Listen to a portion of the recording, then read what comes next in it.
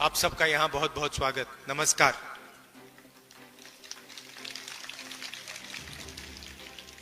ये प्रेस वाले आपके सामने खड़े हो गए, मगर हमारी बात नहीं बोलते ये लोग,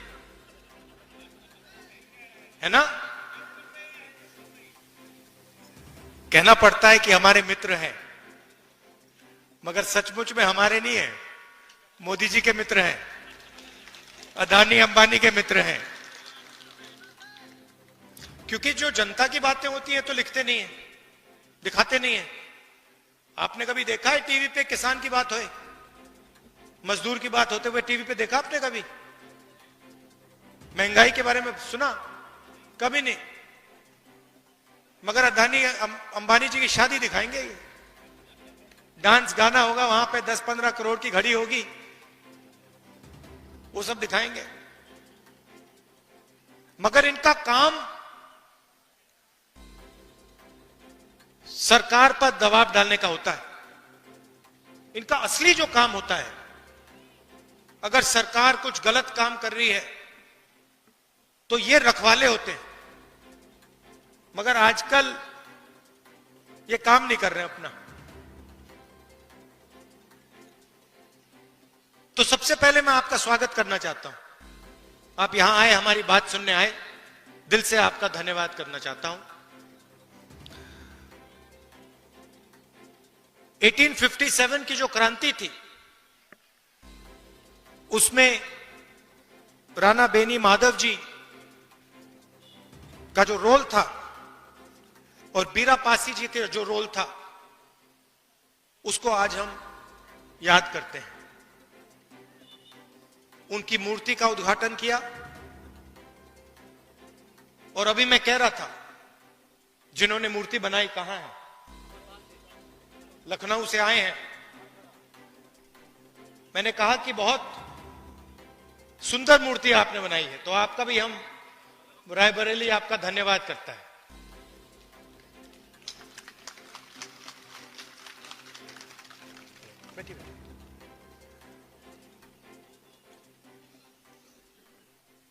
तो ये जो क्रांतिकारी काम किए थे, इसका नतीजा हमारा कॉन्स्टिट्यूशन, संविधान। ये सब लोग जो अंग्रेजों से लड़े, जिन्होंने अपनी जान दी, जेल में गए, संविधान के लिए लड़े, संविधान के लिए लड़े। और अगर हिंदुस्तान में गरीबों की आवाज है, मजदूरों की, किसानों की आवाज है, छोटे व्यापारियों की आवाज है, तो संविधान के कारण वो आवाज है। ये हिंदुस्तान की जनता की आवाज है। गांधी जी, अंबेडकर जी, नेहरू जी ने यह संविधान दिया, जेल गए, अंग्रेजों के खिलाफ लड़े। उससे पहले माधव सिंह जी लड़े, बीरा पासी जी लड़े, मगर सारे के सारे इसके लिए लड़ रहे थे।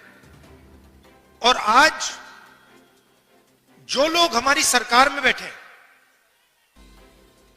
वो ही इसका आक्रमण कर रहे हैं। मैंने मीडिया की बात उठाई। राजनीतिक पार्टियों की जिम्मेदारी संविधान को बचाने की होती है, मगर मीडिया की भी जिम्मेदारी संविधान को बचाने की है, संविधान की रक्षा करने की है। मगर ये जो है, ये आजकल संविधान की रक्षा नहीं कर रहे हैं, ये हमारी मदद नहीं कर रहे हैं। इसलिए मैंने शुरुआत में इनके बारे में बोला। आपको ये बातें मालूम होनी चाहिए, आप तो जानते हो, जानते हो ना ये बात, कि मीडिया आजकल हिंदुस्तान में क्या कर रहा है? किसका? अदानी का काम। देश बिक रहा है। एयरपोर्ट्स, पोर्ट्स, इंफ्रास्ट्रक्चर, कोल, रेलवे सारा का सारा बिक रहा है। कांग्रेस पार्टी लड़ रही है, मैं लोकसभा में लड़ रहा हूं, सड़कों पे लड़ रहा हूं, कांग्रेस पार्टी लड़ रही है, मगर मीडिया वाले हमारी मदद नहीं कर रहे हैं। कोई प्रॉब्लम नहीं है, हम लड़के जीत के दिखाएंगे आपको। देखिए, दो तीन चीजें आपसे मैं कहना चाहता हूं,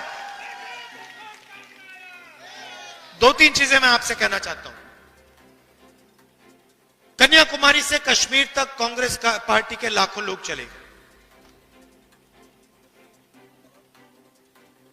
यात्रा में हमने एक नारा दिया, नफरत के बाजार में मोहब्बत की दुकान खोलनी है।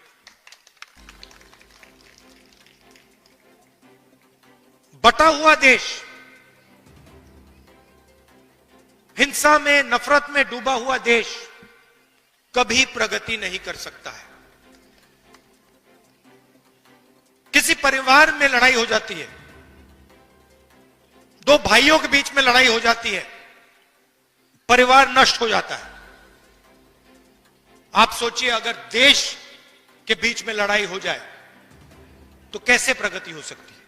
इसीलिए हमने भारत छोड़ो यात्रा की, कन्याकुमारी से कश्मीर, समुद्र से लेकर पहाड़ों तक 4000 किलोमीटर हम चले। और देश में हमने, कांग्रेस पार्टी ने, हम सब ने मिलकर मैसेज दिया कि यह देश भाईचारे का देश है, मोहब्बत का देश है, नफरत का देश कभी नहीं हो सकता। तो पहली बात आपको मैं ये कहना चाहता हूं, ये बीजेपी के लोग और खास तौर से जो हमारे यहां युवा हैं, मैंने देखा एनसीसी के यहां लड़के और लड़कियां हैं, जब भी कोई हिंदुस्तान को बांटने का काम करता है, एक धर्म को दूसरे धर्म से लड़ाता है, एक भाषा को दूसरी भाषा से लड़ाता है,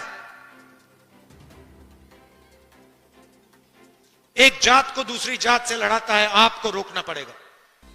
आप इस बात को एक्सेप्ट नहीं कीजिए कि इस देश में नफरत होगी। यह मोहब्बत का देश रहा है और यह मोहब्बत का देश रहेगा।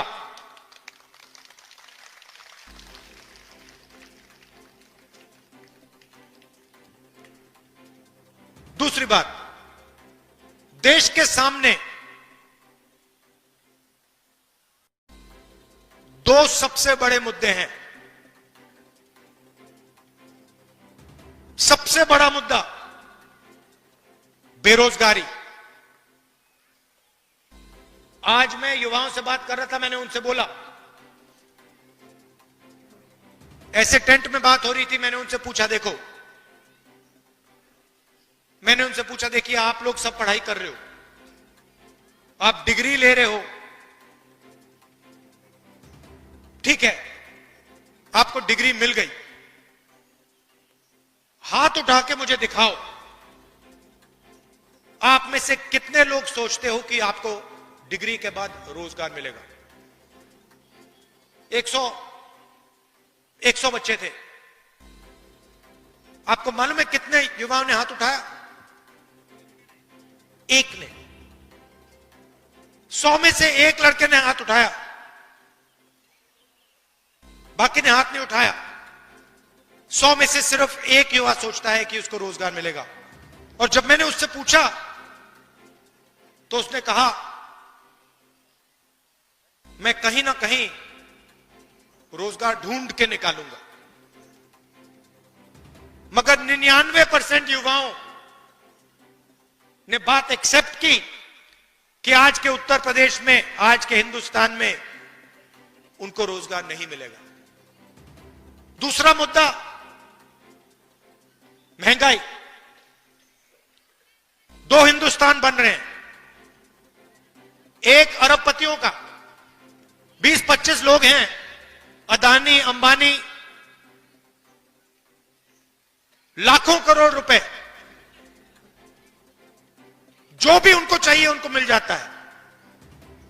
कोरोना के समय 1 लाख करोड़ रुपए का बैंक लोन माफ हुआ उनका, 16 लाख करोड़ रुपए उनके बैंक लोन माफ हुए हैं।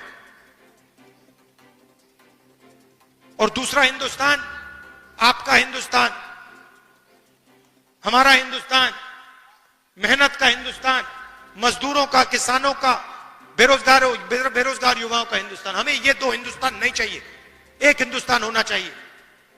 अगर वो सपना देख सकते हैं तो आपको भी सपना देखना चाहिए। ये नहीं कि अंबानी का बेटा, अदानी का बेटा जो भी सपना देखना चाहता है देखता है, और किसान का बेटा प्राइवेट यूनिवर्सिटी में मेहनत करने के बाद, लाखों रुपए देने के बाद रोजगार नहीं पा सकता। ऐसा हिंदुस्तान हमें नहीं चाहिए। यहां हम कैसे पहुंचे? नरेंद्र मोदी जी ने नोटबंदी करके, गलत जीएसटी लागू करके छोटे व्यापारियों को, स्मॉल मीडियम बिजनेस वालों को खत्म कर दिया है। यह पॉलिसी सिर्फ नरेंद्र मोदी जी की नहीं थी, यह पार्टनरशिप है। नरेंद्र मोदी जी ने और अदानी, अंबानी जैसे लोगों ने ये पॉलिसियां छोटे व्यापारियों को, किसानों को, मजदूरों को खत्म करने के लिए बनाई है। और नतीजा आपको दिख रहा है। उत्तर प्रदेश के युवाओं को रोजगार नहीं मिल सकता। अगर आपको रोजगार चाहिए,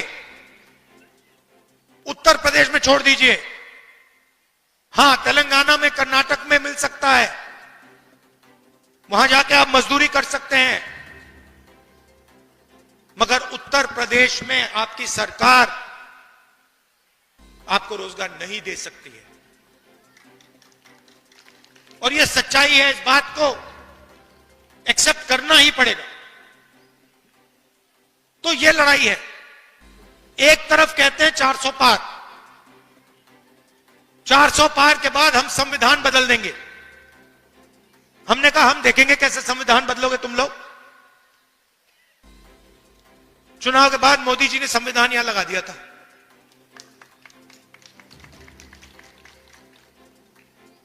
और महाराष्ट्र में चुनाव हुआ। आप परिवार के लोगों तो बताना चाहता हूं आपको, तकरीबन लोकसभा और विधानसभा के बीच में तकरीबन 70 लाख नए वोटर आ गए। 70 लाख नए वोटर जिन्होंने लोकसभा में वोट नहीं दिया। हिमाचल प्रदेश की आबादी, नए वोटर आ गए लोकसभा में, विधानसभा में, जादू से आए। हमने इलेक्शन कमीशन से पूछा, भैया ये समझाओ, ये 70 लाख लोग कहां से आए और हमें वोटर लिस्ट दो। इलेक्शन कमीशन ने आज तक जवाब नहीं दिया। मैंने पार्लियामेंट में बोला, पब्लिक मीटिंग में बोल रहा हूं कि हमें आंकड़े चाहिए।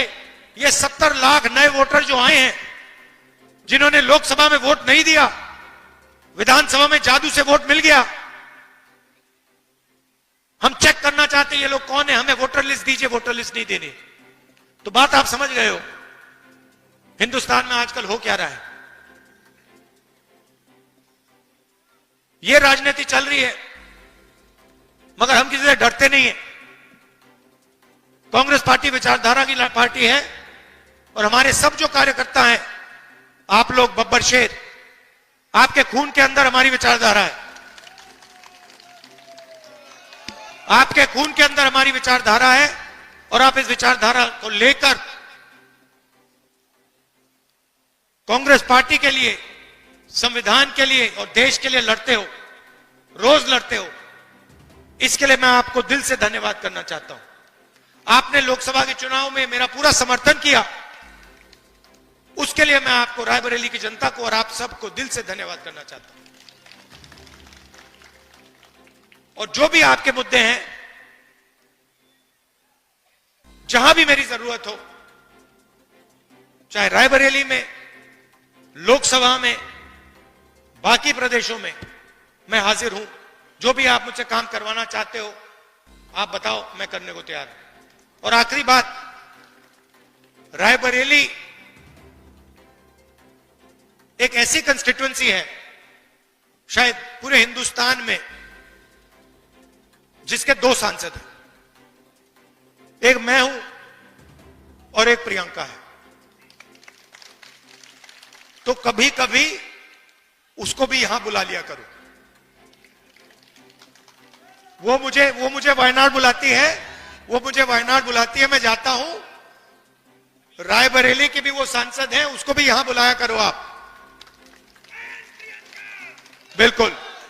और आप सबको बहुत बहुत धन्यवाद और मेरा प्यार। राजनीतिक रिश्ता नहीं है, पारिवारिक रिश्ता है हमारा। दिल से आपका धन्यवाद करता हूं। नमस्कार, जय हिंद। ABL 24 न्यूज, सच दिखेगा। ABL 24 न्यूज को सब्सक्राइब करें।